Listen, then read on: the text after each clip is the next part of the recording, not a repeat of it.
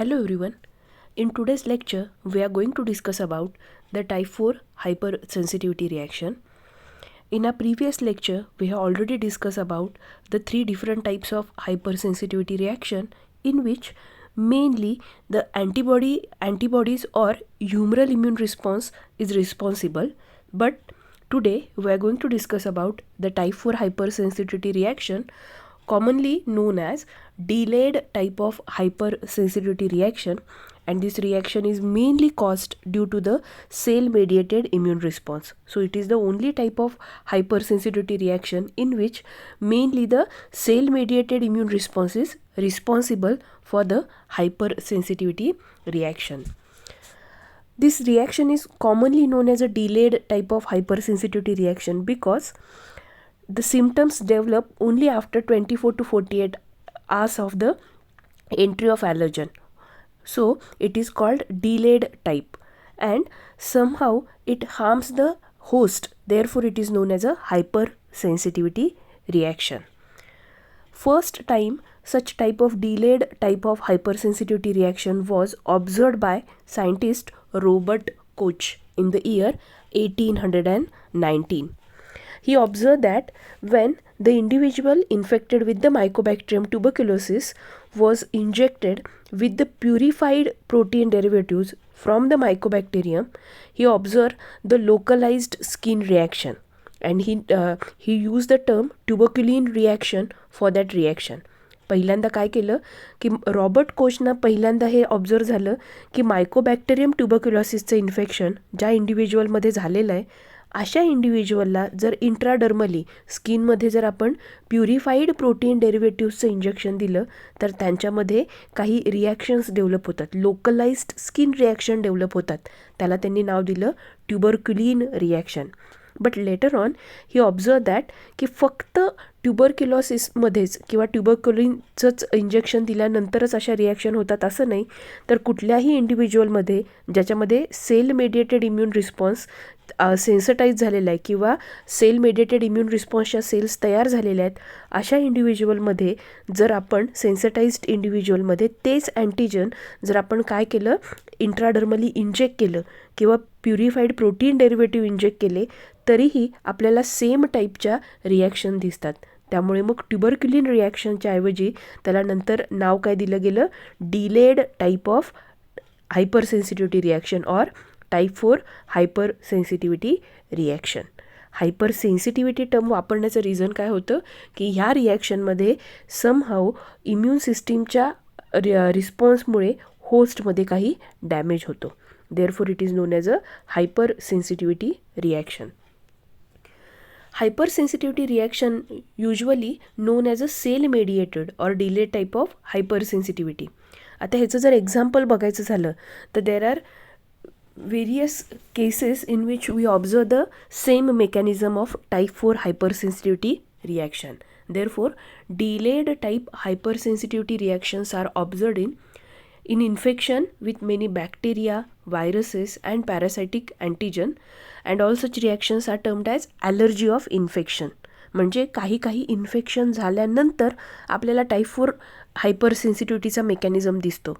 Infection झाल्यानंतर दिसणाऱ्या allergic reaction आहेत म्हणून त्याला म्हणतात allergy of infection. Second example आहे, on contact with certain simple chemical we observe the type 4 hypersensitivity reaction, आणि कॉन्टॅक्टमुळे जर अशा रिॲक्शन दिसल्या की त्याला म्हणतात contact dermatitis. And sometime we commonly observe such type of hypersensitivity reaction after transplantation. आणि म्हणून आपण एक्झाम्पल काय म्हणतो आहे, ॲलोग्राफ रिजेक्शनमध्ये सुद्धा किंवा ॲलर्जी ऑफ इन्फेक्शनप्रमाणेच आपण म्हणूयात की ॲलोग्राफ रिजेक्शनमध्ये सुद्धा आपल्याला काय दिसतो, सेम मेकॅनिझम दिसतो. म्हणजे there are 3 example of type 3 hypersensitivity reaction. First is allergy of infection, second is contact dermatitis and third is allograft rejection. आता प्रत्येक एक्झाम्पल आपण 1 by 1 बघणार आहे. So in this lecture we are going to discuss in detail about the allergy of infection. Allergy of infection मध्ये आपल्याला माहिती आहे की there are different types of viruses, fungus and parasites which multiply inside the host cell. म्हणजे सेलच्या आत ते multiply होतात. अशा सगळ्या पॅथोजनला आपण काय म्हणतो, इंट्रा सेल्युलर पॅरासाइट्स और इंट्रा सेल्युलर बॅक्टेरिया.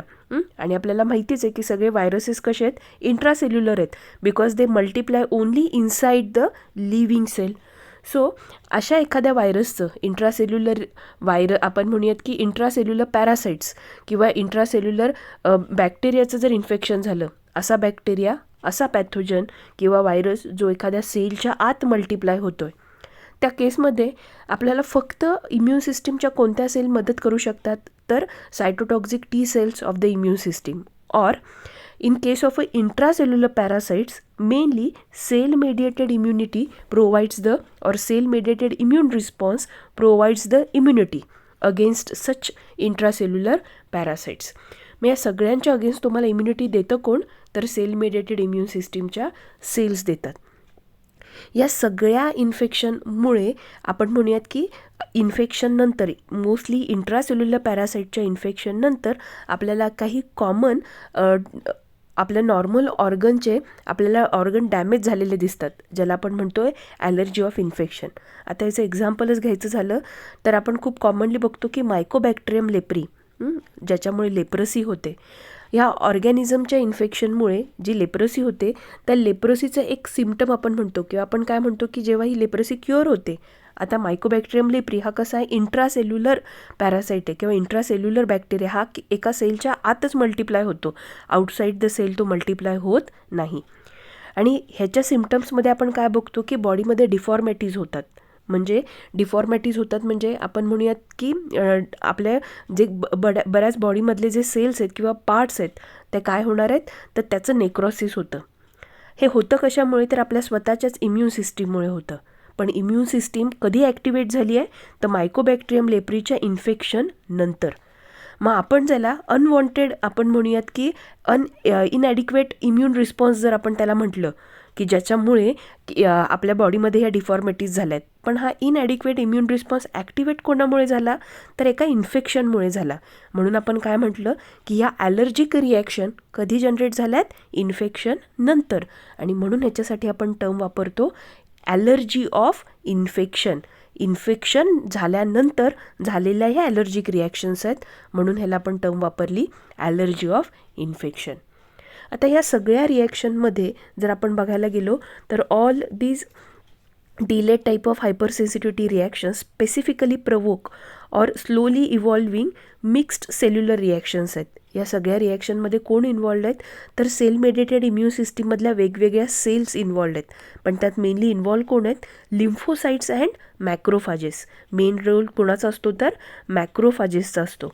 आणि जेव्हा हे टिश्यू डॅमेजिंग इव्हेंट्स स्टार्ट होतात, हे सगळे टिश्यू डॅमेजिंग जे आपण म्हणूयात की इव्हेंट्स आहेत, हे कोणामुळे ॲक्टिवेट होतात, तर all such tissue damaging events are initiated due to the certain cytokines secreted by the T helper cell. आणि त्यातल्या त्यात टी हेल्पर सेलचा एक सबसेट ज्याला आपण म्हणतो टी हेल्पर 1 सबसेट. आणि जो specially in case of a delayed type of hypersensitivity रिॲक्शनमध्ये जो टी हेल्पर 1 सबसेट काम करतो, त्याला आपण नाव दिलं आहे T delayed type of hyper sensitivity cell. मग आपण इथं काय म्हणतो बघा की ह्या ज्या सगळ्या रिॲक्शन्स आहेत, ह्या रिॲक्शन 2 फेजमध्ये होतात. मग फर्स्ट आपण ॲलर्जी ऑफ इन्फेक्शनबद्दल बोलतो आहे. In many cases many bacterial, viral, fungal and parasitic infections activate the T delayed type of hypersensitivity cells which causes the delayed type of hypersensitivity reaction. Such type of delayed type of hypersensitivity reactions activates due to the infection of certain pathogenic organism is called allergy of infection. आणि ह्याच्या ज्या phases आहेत, या 2 फेजेसमध्ये आपल्याला आपण mechanism सांगू शकतो. मेकॅनिझममध्ये आपण म्हणतो की in case of delayed type of hypersensitivity reaction 2 phases are usually observed. First is sensitization phase and second is effector phase. मग आता बघूयात काय होतं सेन्सिटायझेशन फेजमध्ये. In case of sensitization phase, when the antigen came in contact with the body for the first time, it is taken up by the antigen presenting cell like macrophages or Langerhans cell. आपण काय म्हणतोय की sensitisation phase कधी म्हणतो, Wien the antigen came in contact of the body for the first time. बॉडीमध्ये जेव्हा हा antigen पहिल्यांदा येईल त्यावेळी तो काय करेल, that antigen is first identified by and taken up by the antigen presenting cell like macrophages or Langerhans cell. मग त्या मॅक्रोफॅजेस असतील किंवा टिश्यू स्पेसिफिक मॅक्रोफॅजेस असतील, ज्याला आपण म्हणूयात Langerhans cell. All such antigen presenting cell they engulf such pathogenic organism, then process that organism and present it along with the MHC class 2 molecule to the T helper cell. आता या सगळ्या antigen presenting cell काय करतात, they engulf the intracellular bacteria, they process that bacteria and present that bacteria along with the MHC class 2 molecule to the T helper cell. In response to this intracellular parasite, T helper cell काय करते, तर T helper cell secrete certain cytokines which specifically activate the T helper 1 subset. आता ह्याच्या रिस्पॉन्समध्ये activate झालेली ही G T helper sale आहे ती काय करते, असे काही सायटोकाइन्स सिक्रेट करते की जे सायटोकाइन्स काय करतात, all such cytokines they activate the T helper 1 subset. आपण ऑलरेडी बघितलं आहे की कुठला टी सेलचा सबसेट ॲक्टिवेट होईल और टी हेल्पर सेलचा सबसेट ॲक्टिवेट होईल हे कशावर अवलंबून असतं, it depends upon the cytokines which are present in the vicinity of the immature T helper cell. मग आता आपण म्हणूयात असे सगळे सायटोकाइन्स ही टी हेल्पर सेल सिक्रेट करते की ज्याच्यामुळे जास्तीत जास्त काय तयार होत आहेत, टी हेल्पर 1 सबसेट तयार होत आहेत. आणि हे टी हेल्पर 1 सबसेट किंवा ज्या पॉप्युलेशन्स तयार होत आहेत या काय करतात, they secrete special type of or they secrete different type of cytokines. काही वेगवेगळे सायटोकाइन्स काय करतात ते तयार करतात. पण आपण म्हणूयात पहिले आपण बघतोय काय, फक्त सेन्सिटायझेशन फेज, की ज्या फेजमध्ये काय झालं की पहिल्यांदा एखादा फॉरेन पार्टिकल आपल्या बॉडीमध्ये आला आहे, त्याला अँटीजन प्रेझेंटिंग सेलने आयडेंटिफाय केलं, प्रोसेस केलं आणि प्रेझेंट कोणाला केलं, तर T सेलला. In response to that particular antigen, when the T helper cell get activated, T helper cell secrete certain cytokine. T helper cell स्वतः काही cytokine secrete करेल, जे cytokines काय करतील, all these cytokines activate the T helper 1 subpopulation, की त्या delayed T helper 1 subpopulation activate करतील, ज्यांनाच आपण काय म्हणतो, T delayed type of hyper sensitivity cells. T delayed type of hyper sensitivity cells ह्या वेगळ्या कोणत्या सेल नाही आहेत, तर ह्या टी हेल्पर 1 सबसेलच आहेत किंवा आपण म्हणूयात टी हेल्पर 1 सबसेट आहेत. टी हेल्पर 1च्या अशा सबसेट की ज्या काही ठराविक सायटोकाइन्स तयार करतात की ज्या delayed type of hyper sensitivity रिॲक्शनसाठी रिस्पॉन्सिबल आहेत, म्हणून या सबसेटला म्हटलं जातं T delayed type of hyper sensitivity cell. So delayed type of hypersensitivity cells, they mainly secrete different type of cytokines. मग ही जी इथंपर्यंतची स्टेज आहे की entry, when the entry of that pathogen produces the delayed or activate the T delayed type of hypersensitivity cells, एवढ्या स्टेजला आपण काय म्हणतो, sensitisation phase. आता अशा सेन्सिटाइज्ड इंडिव्हिज्युअलमध्ये आपण सेकंड फेज म्हणतो मेकॅनिझममधली, ती कोणती आहे, तर इफेक्टार फेज. तर इफेक्टार फेजमध्ये काय होतं, त्याच्या आधी सेन्सिटायझेशन फेजमध्ये काय झालं आपण परत बघूयात की activation of the T helper cell activate the T delayed type of hyper sensitivity cell. कोण आहेत ह्या T delayed type of hyper sensitivity cell, तर T delayed type of hyper sensitivity cell is a subset of T helper cell that activates the mainly macrophage. एकदा का या activate sale झाल्या की त्या ॲक्टिवेटेड सेलबरोबरच त्यांच्या मेमरी आणि इफेक्टार सेलही तयार होतात. मग सेन्सिटायझेशनच्या फेजमध्ये मेनली काय होतं, तर entry of the intracellular bacteria activate the antigen presenting cell, antigen presenting cell process that intracellular parasite and present to the T helper cell. T helper cell काय करतील, they secrete the cytokines which activate the T helper 1 subset. आणि ह्या T helper 1 subset एकतर काय आहेत, active म्हणजे effector cells आहेत आणि त्याच टी हेल्पर 1 सबसेटचा काय तयार झाल्या आहेत, memory T delayed type of हायपर सेन्सिटिव्हिटीच्या या मेमरी सेल्स तयार झाल्या. जसं बी सेलचं आपण म्हणूया डिव्हिजन झाल्यावर प्लाझ्मा सेल आणि मेमरी सेल तयार होतात, तसं टी हेल्पर सेलच्या डिव्हिजननंतरसुद्धा एक फंक्शनल सेल तयार होतात ज्याला आपण इफेक्टार सेल म्हणतो, आणि मेमरी सेल तयार होतात ज्याला आपण टी मेमरी सेल म्हणतो.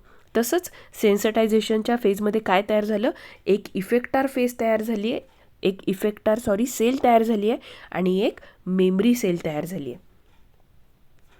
In the next stage effector फेजमध्ये काय होतं, when the same antigen came in contact with the body of the sensitized individual.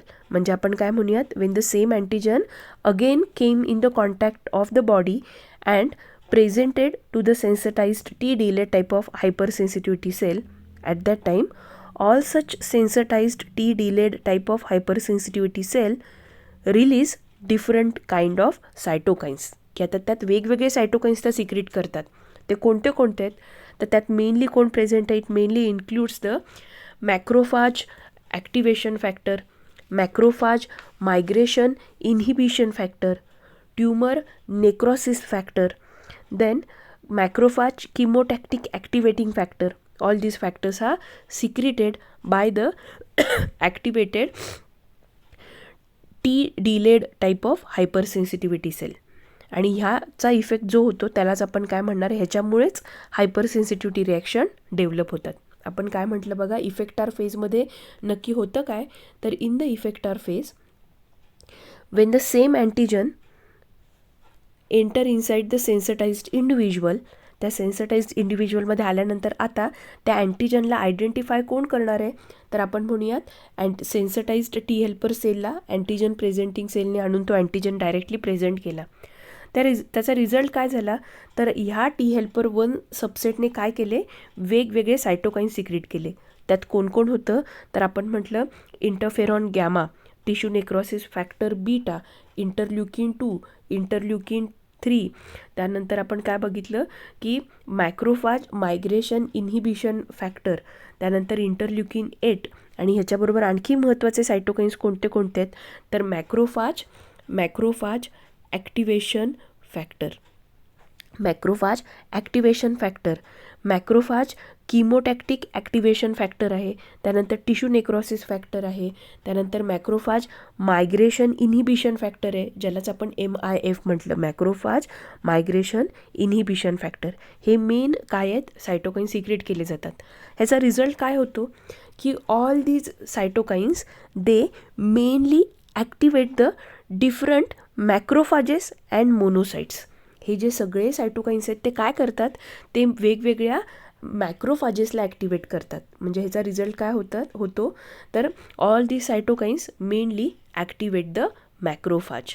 आणि मॅक्रोफाजच्या ॲक्टिवेशनमुळे आपल्याला माहिती आहे की in presence of interferon gamma and interleukin 2 the macrophage itself function like a cytotoxic T sale.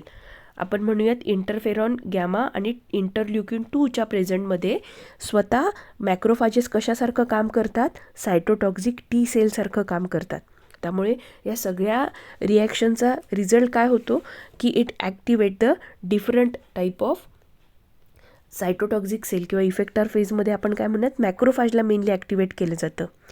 त्याच्यामुळं काय होणार आहे, this factors attract the monocyte from the blood as well as त्याचा इफेक्ट काय होणार आहे बघा या मेकॅनिझममध्ये mainly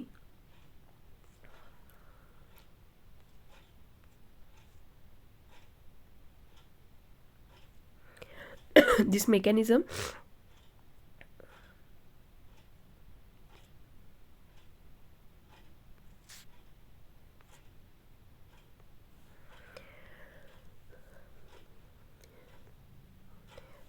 mechanism mainly activate the,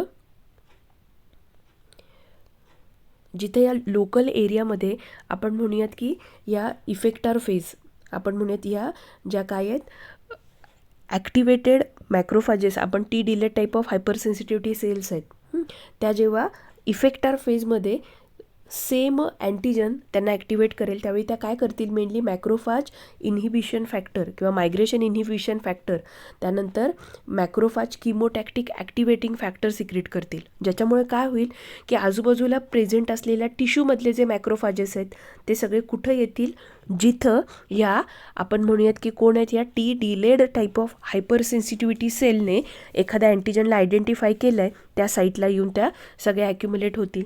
त्याचबरोबर जे काही आपण म्हणूयात मॅक्रोफाज किमोटॅक्टिक फॅक्टर आहेत किंवा मोनोसाईट ॲक्टिवेटिंग फॅक्टर किंवा किमोटॅक्टिक फॅक्टर आहेत, ते काय करतील, नियर बाय त्याच्या शेजारून जाणाऱ्या ज्या ब्लड वेसल्स असतील त्यातून कोणाला अट्रॅक्ट करतायत, त्यातून हे मोनोसाइट्सला अट्रॅक्ट करतायत. So all the monocytes they also attracted towards the T delayed type of hypersensitivity cell. कुठल्या सेल की ज्या इफेक्टार फेजमध्ये ॲक्टिवेट झाल्या आहेत आणि त्यांनी वेगवेगळे सायटोकाइन्स सिक्रेट केलेले आहेत. आता त्याचा रिझल्ट काय झाला बघा, जिथं हे आलेलं फॉरेन आपण म्हणूयात की जो अँटीजन होता आणि T delayed type of hypersensitivity cell होत्या, तिथं काय झालं आहे, तिथं लार्ज अमाऊंटमध्ये मॅक्रोफाज आणि मोनोसाइट्स ॲक्युमुलेट झालेले आहेत. आता सगळ्यांना किमोटॅक्टिकली अट्रॅक्ट केलं, मात्र त्यांचं मायग्रेशन इन्हिबिट करणारा एक फॅक्टरही त्यांनी सिक्रेट केला आहे, ज्याला आपण म्हटलं मॅक्रोफाज मायग्रेशन इन्हिबिशन फॅक्टर. त्याचा रिझल्ट काय होणार आहे, filtration of large number of macrophages and monocyte at the site of entry of antigen किंवा at the site of entry of antigen म्हणण्यापेक्षा जिथं तो पॅथोजेनिक ऑर्गॅनिझम आला आहे ज्या ऑर्गनमध्ये, त्या ऑर्गनमध्ये या सगळ्याच्या सगळ्या मॅक्रोफाज आणि मोनोसाइट आता एकाच ठिकाणी आलेले आहेत. बरं, आता ह्यांच्याचबरोबर या टी डिलेड टाईप ऑफ हायपरसेन्सिटिव्हिटी सेलने आणखी काय सिक्रेट केलं आहे, तर इंटरफेरॉन गॅमा अँड इंटरल्युकिन 2.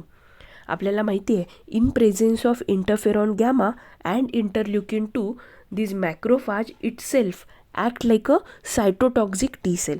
आणि त्याचा रिझल्ट काय होणार आहे, so all these activated macrophages they engulf the intracellular pathogen and they try to kill them. आता ह्या सगळ्या सेलकडे स्वतःकडे ॲबिलिटी कशासारखी आली आहे, सायटोटॉक्झिक टी सेलसारखी. त्यामुळे इंट्रासेल्युलर पॅरासाईटच्या अगेन्स्ट त्या काय करत आहेत, इम्युनिटी प्रोव्हाइड करण्याचा प्रयत्न करत आहेत. आणि कसं करत आहेत, they try to engulf all the intracellular parasite किंवा इन्फेक्टेड सेलला त्या रिमूव्ह करण्याचा प्रयत्न करत आहेत. And while trying to killing them they secrete different type of lytic enzymes, ज्याच्यामुळं काय होणार आहे, जास्तीत जास्त प्रमाणात लायटिक एन्झाईम्स रिलीज झाल्यामुळे आणि इन्फेक्टेड सेलला इनगल्फ करून त्यांना रिमूव्ह करण्याच्या प्रयत्नात आपल्या बॉडीमधल्या वेगवेगळ्या सेल डॅमेज होतात. आता समजा हेच इंट्रासेल्युलर पॅरासाईटचं इन्फेक्शन खूप क्रॉनिक असेल तर काय होणार आहे, लार्ज नंबरमध्ये जास्तीत जास्त मॅक्रोफाजेस तिथं गोळा होतील. क्रॉनिक आहे म्हणजे येणाऱ्या पॅथोजनचा नंबर जास्त आहे. आपण म्हणूयात क्रॉनिक आहे म्हणजे काय, तर बॉडीमध्ये तो ऑर्गॅनिझम येऊन बऱ्याच वेळ झालेला आहे, तो स्वतःला त्यांनी इस्टॅब्लिश केलं आहे आणि आपल्या बॉडीमधल्या लार्ज टिश्यूला किंवा सेलला त्याने जर इन्फेक्ट केलं असेल तर त्याला आपण म्हणूयात क्रॉनिक स्टेज.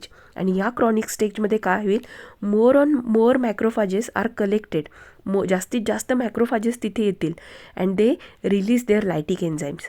त्यामुळे जितकं इन्फेक्शन क्रॉनिक असेल तितके जास्त मॅक्रोफाजेस येतील, जितके जास्त मॅक्रोफाजेस येतील तितक्या जास्त प्रमाणात ते लायटिक एन्झाईम्स रिलीज करतील.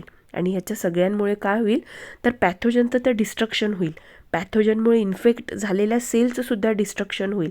But it results in to the removal तर होणार आहे पॅथोजनचं, but at the same time it also damage the host tissue. त्यामुळे आपण काय म्हणणार आहे, हा सगळा मेकॅनिझम कशासाठी आहे, तर it all the cells of the immune system like macrophages and monocyte they try to remove the pathogenic organism from our system.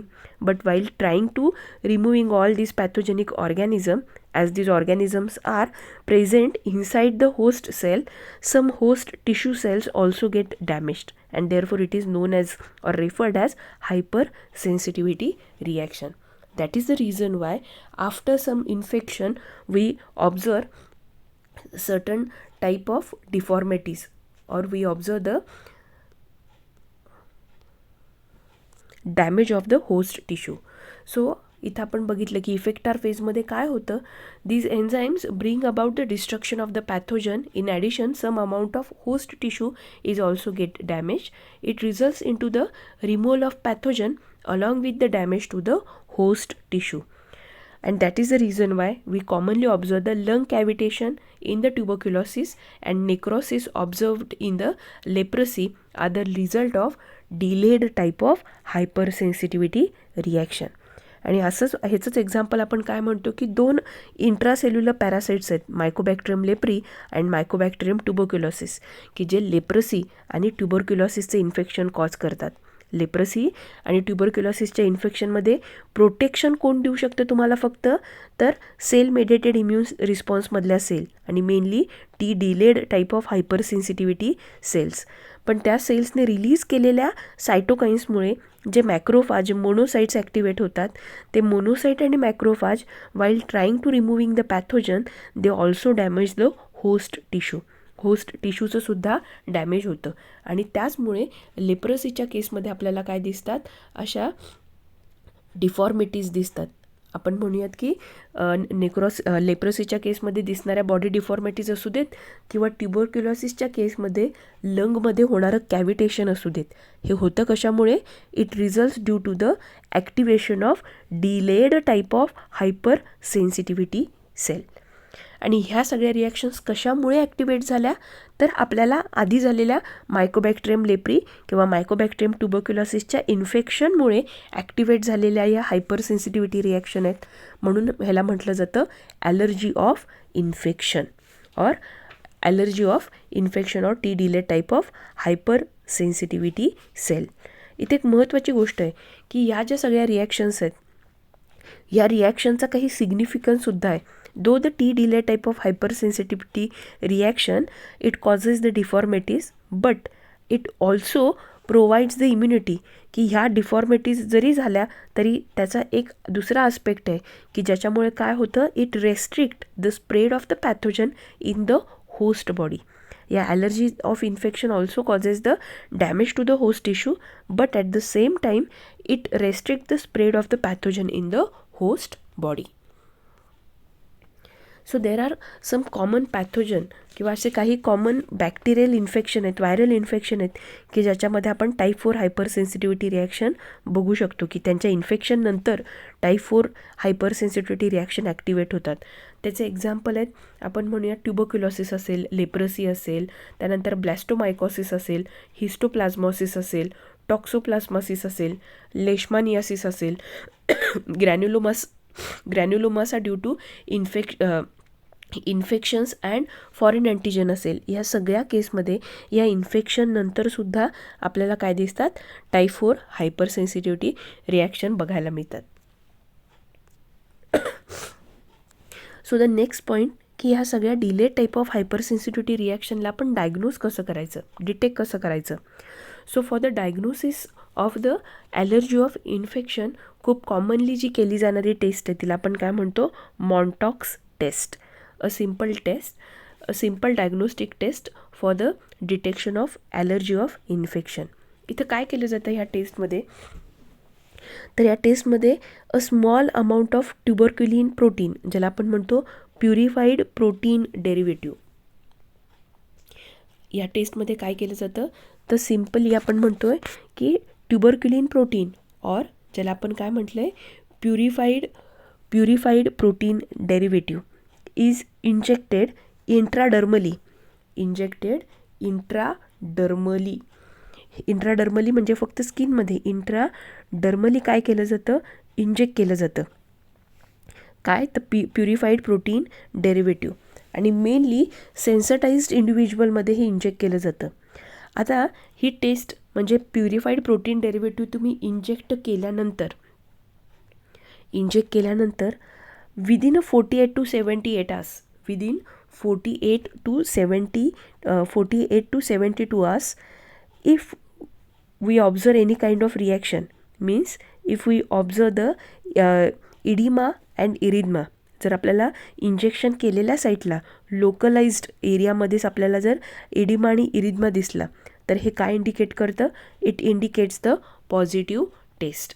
आता आपण म्हणूयात पॉझिटिव्ह टेस्ट इंडिकेट करतं म्हणजे काय, तर टेस्ट पॉझिटिव्ह आहे ह्याचा अर्थ काय की तो इंडिव्हिज्युअल ऑलरेडी सेन्सिटाइज्ड आहे आणि त्याच्यात sensitized T delay type of hypersensitivity cell आहेत. लक्षात येतं आहे, एकतर तो इंडिव्हिज्युअल सेन्सिटाइज्ड आहे किंवा हे दुसरं काय इंडिकेट करतं की त्याच्यात ऑलरेडी कधीतरी आधी इन्फेक्शन होऊन गेलेलं आहे असं इंडिकेट करतं. म्हणजे जर ही टेस्ट पॉझिटिव्ह आली तर हे काय इंडिकेट करतं की तो इंडिव्हिज्युअल आधी कुठल्या तरी अशा इंट्रासेल्युलर पॅरासाईटचं इन्फेक्शन त्याला झालेलं आहे आणि तो सेन्सटाइज्ड इंडिव्हिज्युअल आहे. म्हणजे त्याच्यात जर समजा परत तोच अँटीजन बॉडीमध्ये त्याच्या आला तर त्याच्यामध्ये आता काय होतील, टाईप 4 रिॲक्शन्स आपल्याला दिसतील. हे या टेस्टमधून आपल्याला लक्षात येतं आहे. मग आपण म्हणणार आहे positive test indicates the present infection, म्हणजे त्याला आत्ता सध्या तर इन्फेक्शन आहे किंवा त्याला पास्टमध्ये हे इन्फेक्शन होऊन गेलं आहे आणि तो सेन्सटाइज्ड आहे हे इंडिकेट करतं. ही जी टेस्ट आहे ह्याला म्हटलं जातं मॉन्टॉक्स टेस्ट.